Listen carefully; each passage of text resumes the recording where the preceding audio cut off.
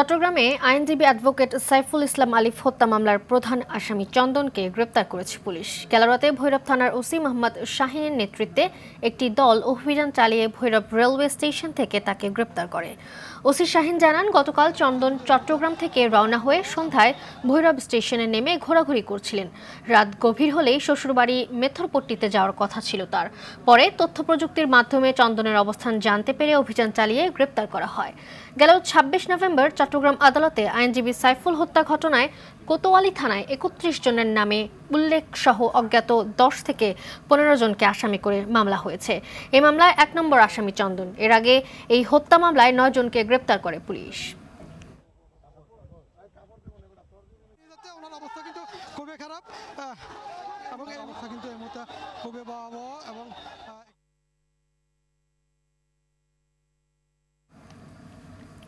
চট্টগ্রামে আসামি চন্দনকে আদালতে হাজির করার বিষয়ে জানাতে সরাসরি যোগ দিচ্ছেন সহকর্মী সাইফুল ইসলাম। সাইফুল, চন্দনকে আদালতে তোলার বিষয়ে সবশেষ কি তথ্য রয়েছে আপনার কাছে জানাবেন?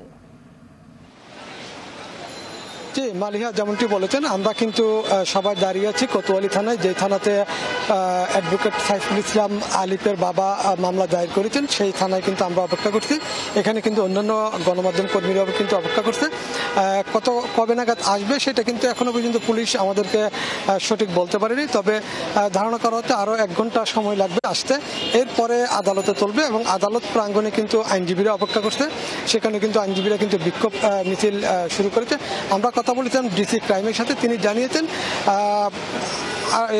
প্রধান আসামি চন্দন দাস কিন্তু খুবই দ্রুত।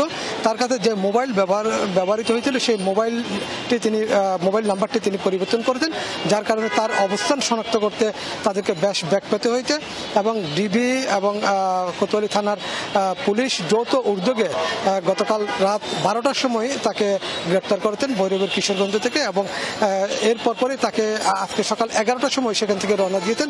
এখনো পর্যন্ত তাকে আনা হয়নি। এবং এখানে কিন্তু আমরা ডিসি ক্রাইমের সাথে কথা বললাম, তিনি জানিয়েছেন তাকে আনার পরে আদালতে তোলা হবে, আদালতে তাকে রিমান্ড চাওয়া হবে, এবং রিমান্ড চাওয়ার পরে আসলে তিনি কেন এই হত্যাকাণ্ডটি ঘটিয়েছেন সেটা জানা যাবে।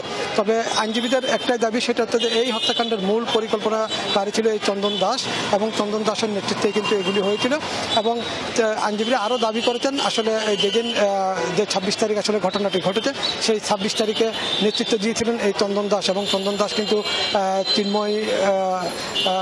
চিন্ময় দাসের যে অনুসারী ছিল, ভক্ত ছিল, তাদেরকে কিন্তু তিনি বেশ সহযোগিতা করেছিলেন।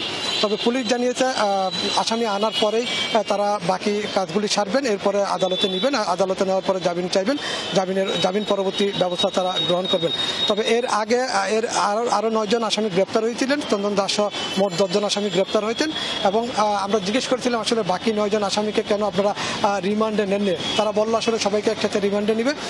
তবে পুলিশ জানিয়েছেন বাকি আসামি যারা আছে তাদেরকে খুব দ্রুত সময়ের মধ্যে গ্রেপ্তারের চেষ্টা চলছে। এবং ডিসি ক্রাইম তিনিও জানিয়েছেন তারা কিন্তু গভীর তৎপর বাকি আসামিদেরকে গ্রেপ্তারের জন্য। মালিয়া, এই ছিল আমার কাছে সর্বশেষ তথ্য। ধন্যবাদ আপনাকে।